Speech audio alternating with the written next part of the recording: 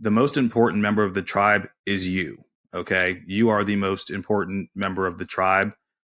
Essentially, if you don't know what's going on with your deal, if you don't care about your deal, if you don't shepherd your deal, none of this is going to work. Okay. You can have the best packager in the world. You can have the best closer in the world. You can have the best underwriter in the world. But unless you're the one who actually takes responsibility when it's all said and done, then none of this is really going to work. Well, I apologize for not showing up last week, but the topic was on declined loans, so I don't really have any input on something that I don't know anything about. Oh my good gracious. You don't know anything about declined loans? I heard it's a real awful feeling. It's terrible, trust me. Unfortunately, I know it. I know it all too well. You did miss us talking about the infamous Safari deal, though, which I know you would have loved. Oh. Whoa, look at that. Who snuck in the back door? Who snuck this guy in the back door? It's Alan's replacement. Wait a minute. Oh, my God. I heard they let anybody in here. Dude, I got stage fright now. I know, right? Is this Detroit? Is this what the Detroit feels like? Absolutely, man. Man, I feel a slight terror, like a slight tremor. Yeah, my heart's racing a little bit. Hey, everybody. Welcome back to the BDO Show. It's a podcast for passionate BDOs wanting to level up their game with advice and stories from battle-tested BDOs. I'm your co-host, Emily Detour, and I'm here with my fellow co-hosts, Alan Peterson, Chris Hackney, and Sterling Birdsong. Also joining us today as a surprise guest is Ryan Kroge from First Internet Bank. Go Detroit! Ryan, why don't you give us a quick intro on who you are? Because everybody seems to know you. I guess I'm a guy that gets around a little bit.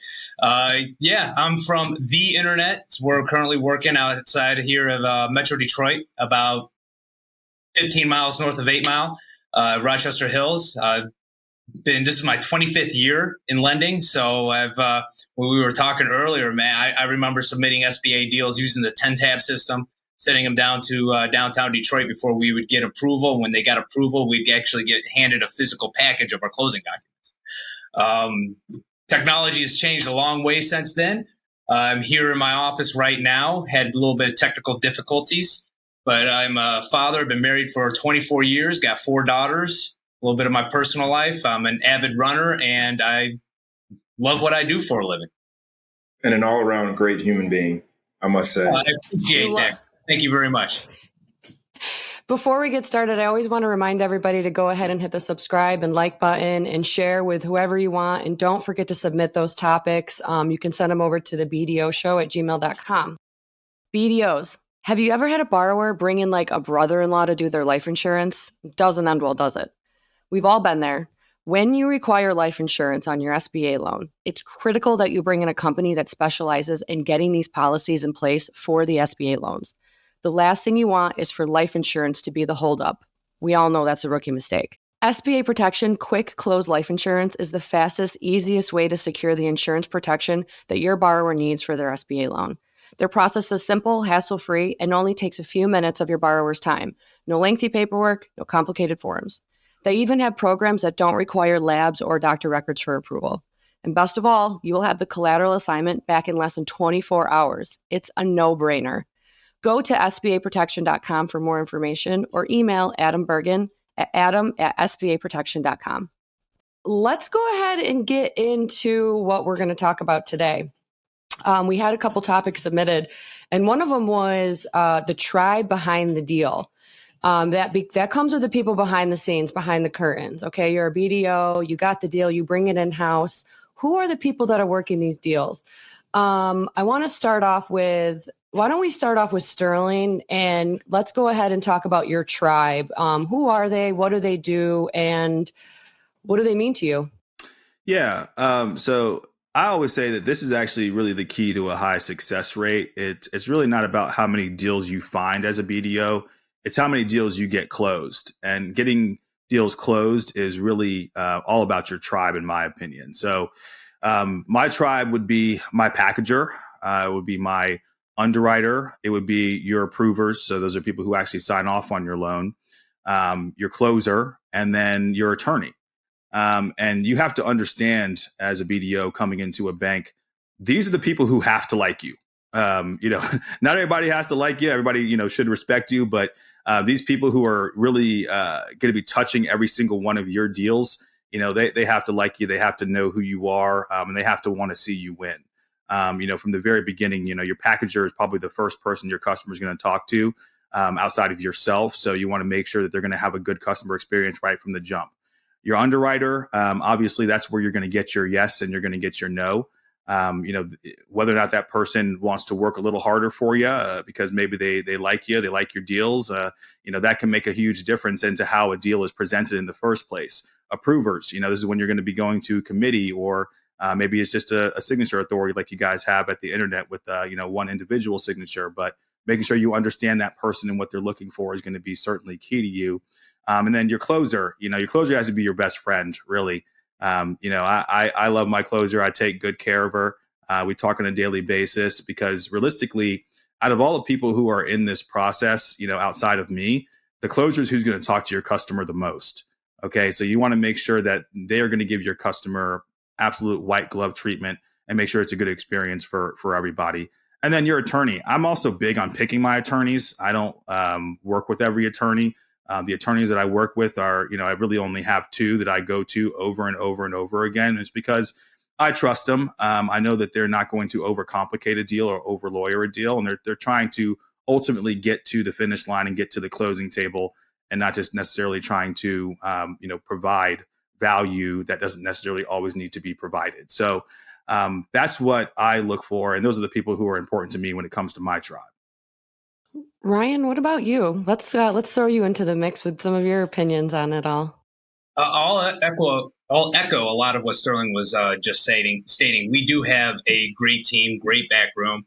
Alan and I get to share an assistant, a sales assistant, Amanda. She's phenomenal. She's probably my right-hand gal right now, keeping an eye on all my deals as they flow through. Obviously, the underwriter is important. Credit manager is critically important because you got to know what he's going to like. You got to know what his strike zone is, and you got to know how to structure a deal so that when you submit it into credit, it's not going to come out with a commitment letter that completely opposite of the term sheet. You got to make sure that no surprises pop up, nothing changes, and that you know your deal. You got to know your deal, know your borrower, know the business.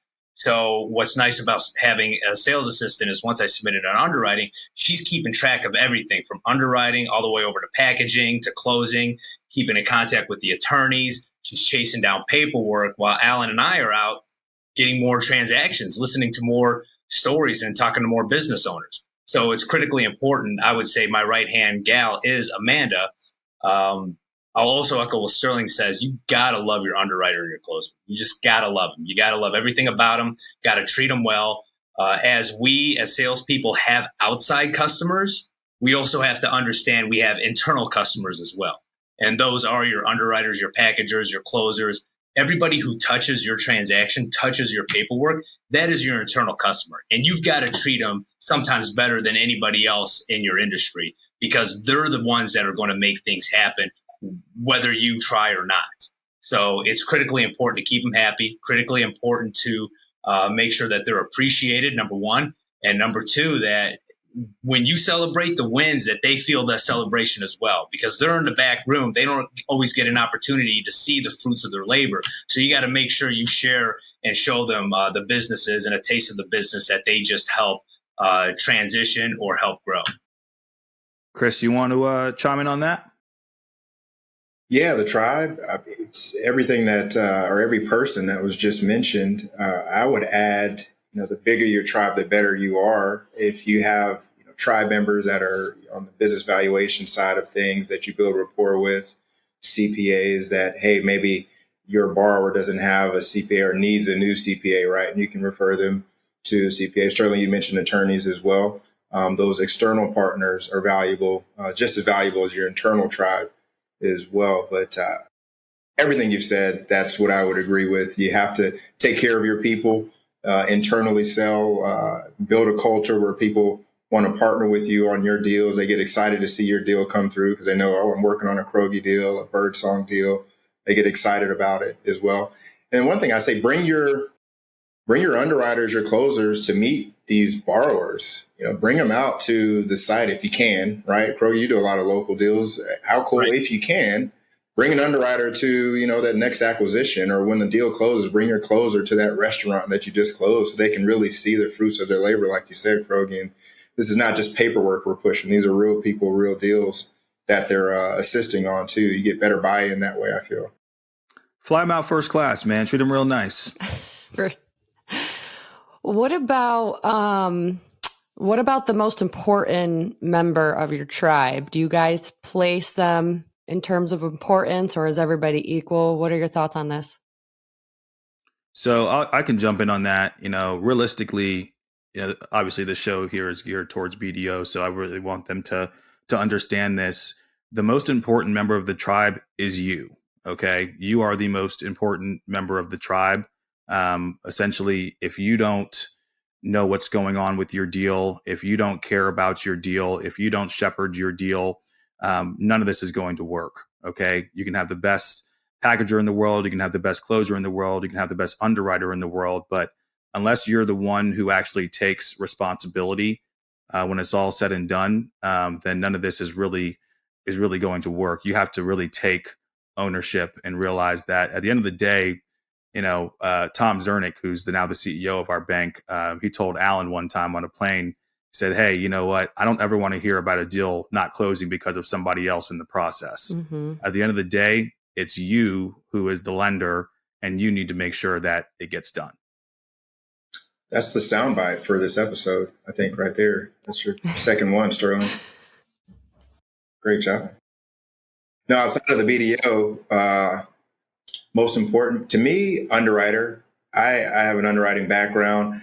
If you build rapport and a partnership with your underwriter, you can kind of share deals with them earlier on. You can get buy-in from your credit managers as well. So I lean towards more of the credit side because I feel like I can control the closing process. If things are going awry, I can step in, or my associate lender can step in and navigate through any hurdles we have in closing.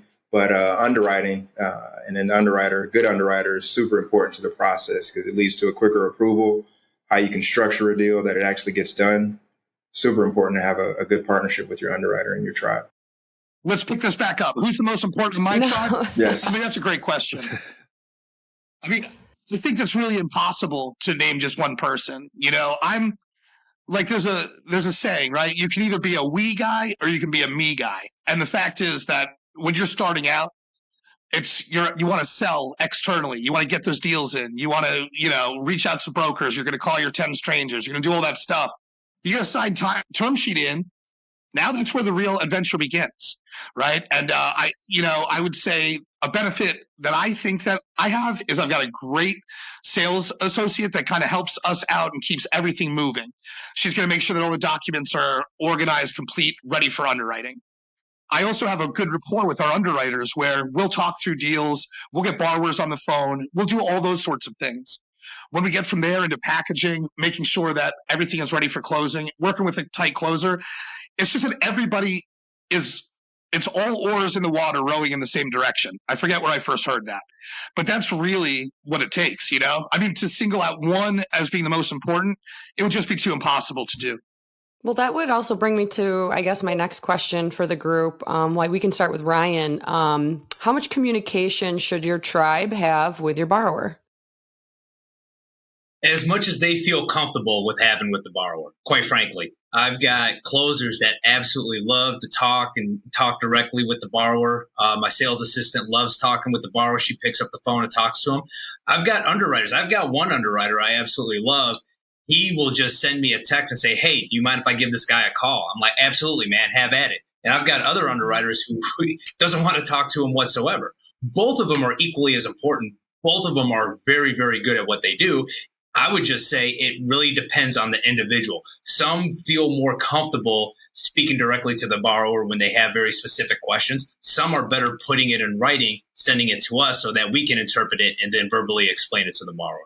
So at the end of the day, it really just depends. But it's critically important that you as the BDO know your backroom enough, know your underwriter enough, your closers and your packagers, that they do or do not feel comfortable having those communications with the customer, either verbally on the phone or via email. Some just, they're backroom, they're behind the scenes, and they just want to stay behind the scenes. Some, they want to get very integrated. They want to talk to them. They want to explain things. So it's important for us to know the different personalities that we have in our back room so that we can let them go towards their strengths. Chris, what are your thoughts on that? Yeah, so we're in the process at our shop. I want to reduce the amount of people that communicate to the borrower. I feel this is a complicated process when you're buying it. Most of us do business acquisitions, right? You have a business broker, you've got a number of attorneys, and I was counting the number of people that would reach out to a borrower in our process, and it would probably be 6 or 7 people throughout the course of the life cycle of a loan, in addition to the external parties in the transaction. So you're talking, if I'm one person, I've got 8 or 9 different people that are emailing or calling me asking for something, and I'm really confused as to who do I send what to and who's the point person. Now, and that's why it's important, Sterling, to your point of you should be the most important person in the tribe as a BDO and be the leader, where if they don't know, they just call the BDO and say, hey, someone asked me for this, here's this document, or someone asked me this question, I don't understand it, right? But I think, at the very least, you want to have, or at the most, you want to have your underwriter and closer speaking to your borrower and the BDO. So, 3 people, and if you got an associate, 4, but when you get beyond that, it muddies the waters as far as who the appropriate parties are to communicate with on the transaction. Yeah, that's well put. When it comes down to me and how much communication I want from, my tribe towards a customer, I really kind of piggyback off of what Ryan was saying. There's certain people, and it really comes down to individual personality. There's some people I really want talking to my customers, and there's certain people I really don't want talking to my customers. You can just take it from underwriters, for example, and a lot of it honestly comes down to the underwriter's mindset and how they look at deals as a whole, kind of what their vibe is when it comes to, are they a very positive spin underwriter or are they a negative spin underwriter? Realistically, if you're a positive underwriter who's looking to potentially, get a deal done and get a credit package out, then yeah, I would like it if you talk to my customer. However, in theory, if it's an underwriter who maybe leans a little bit more towards the negative side, and not saying that any underwriter is necessarily trying to say kill a deal, but if you're somebody who maybe tends to lean a little bit more on the conservative side, I probably wouldn't want you necessarily speaking to a customer, at least not without me being present on the phone, to make sure that the conversation is a little bit more of a guided conversation. When it gets to the back end of the process, with the closers and attorneys, I tend to step out a little bit more and let them control the conversation a little bit more.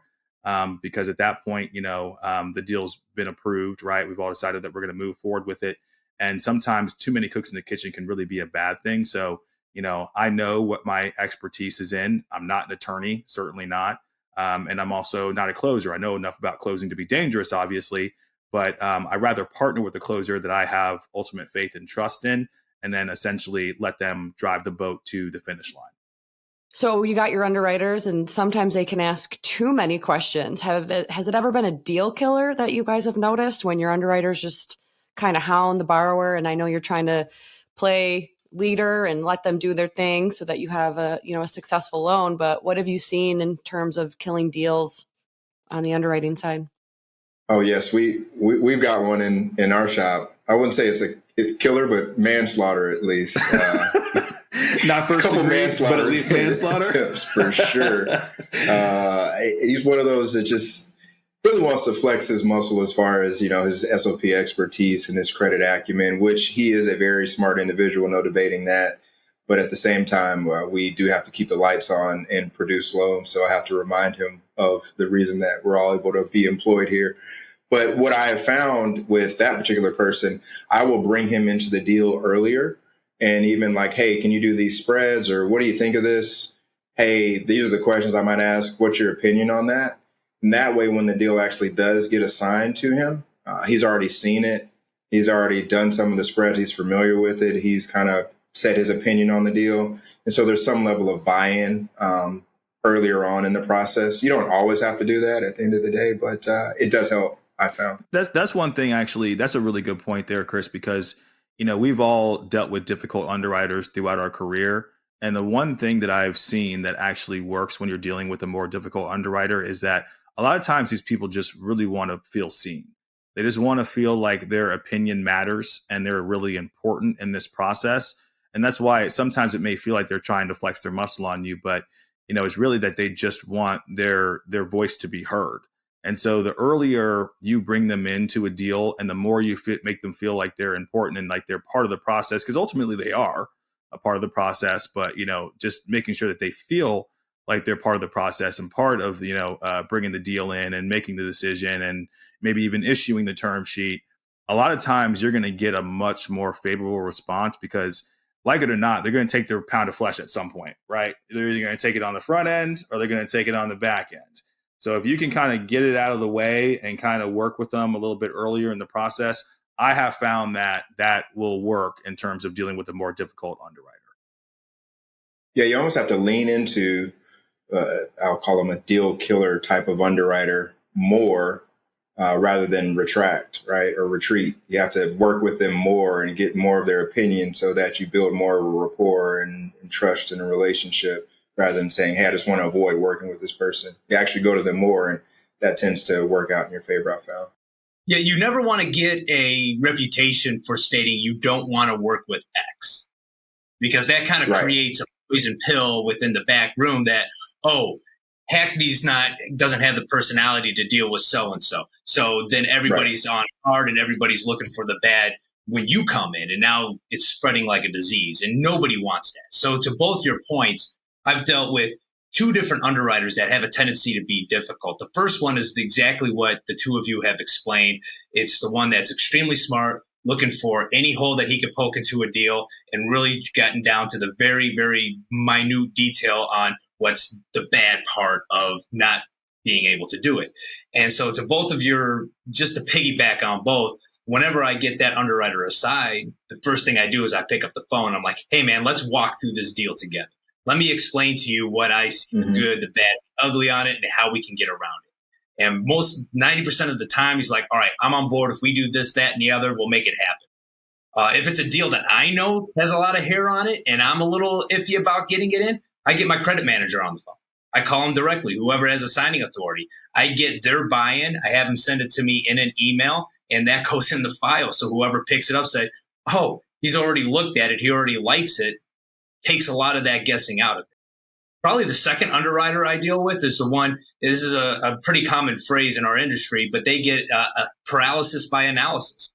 They just go into the weeds and get deeper and deeper and deeper to the point that no matter what answers and mitigants you get them, they're just always going to have different questions. And sometimes it's the exact same questions, the exact same issues. They just word it and present it in a different way until you get this round and round where the borrower's like, hey man, what's taking so long? Why do we keep getting the same questions in just different formats?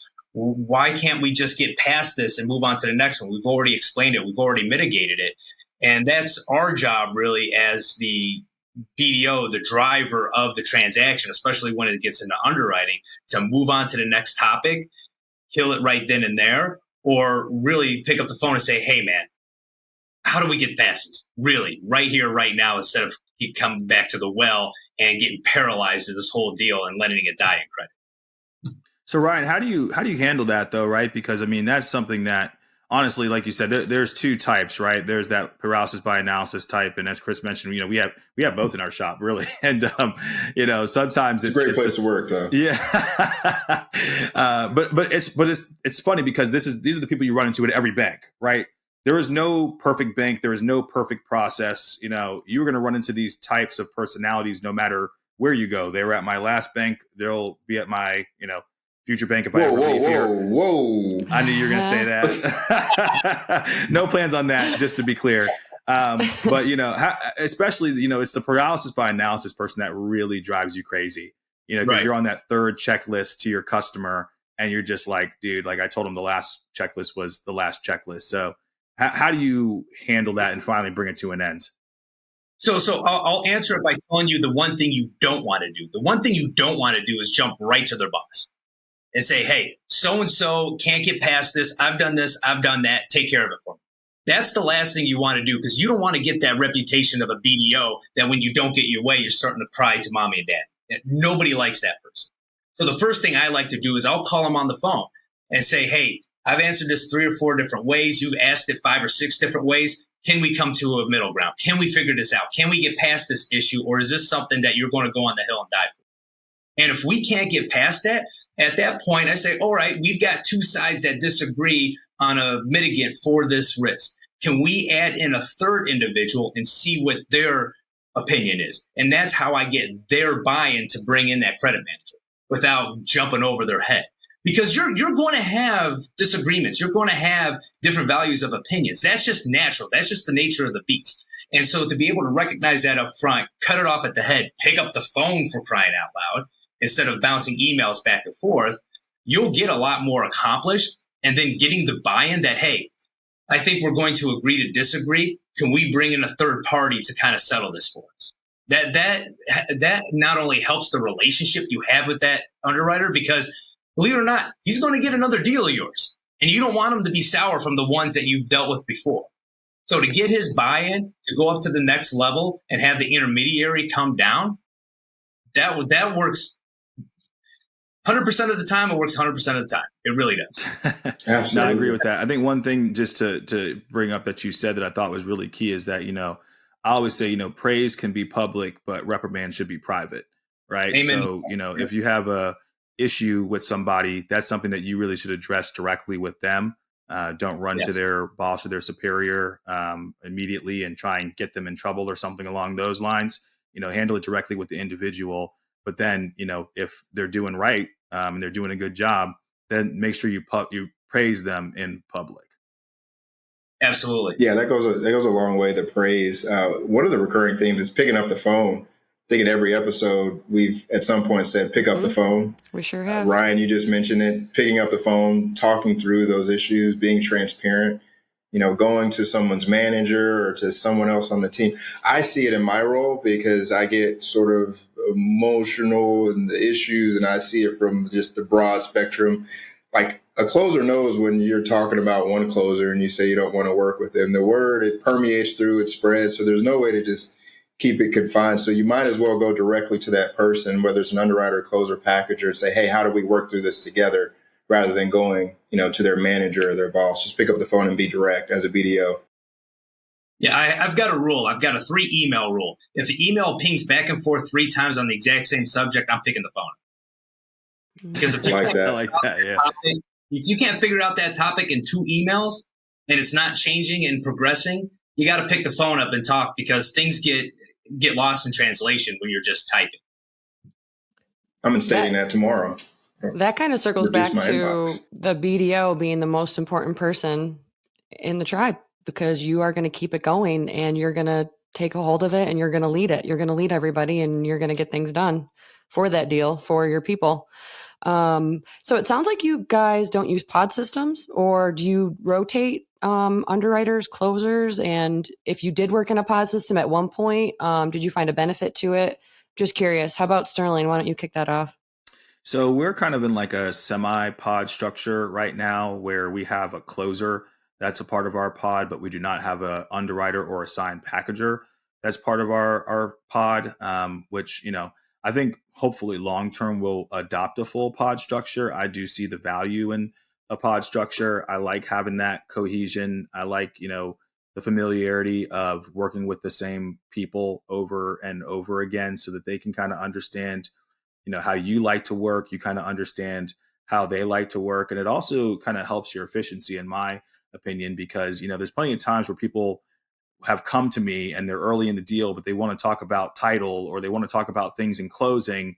But, if you don't have a pod, you can't really know who to reach out to on the closing team, who could potentially start assisting them, so that we can get this all done in a timely manner and make sure that they close, in 45 days instead of in 60 days. Right. So I see the value really from start to finish with having the pod system. However, I know that there sometimes can be pushback from the powers that be within the lending institution. So I'd like to hear what Chris has to say on that topic.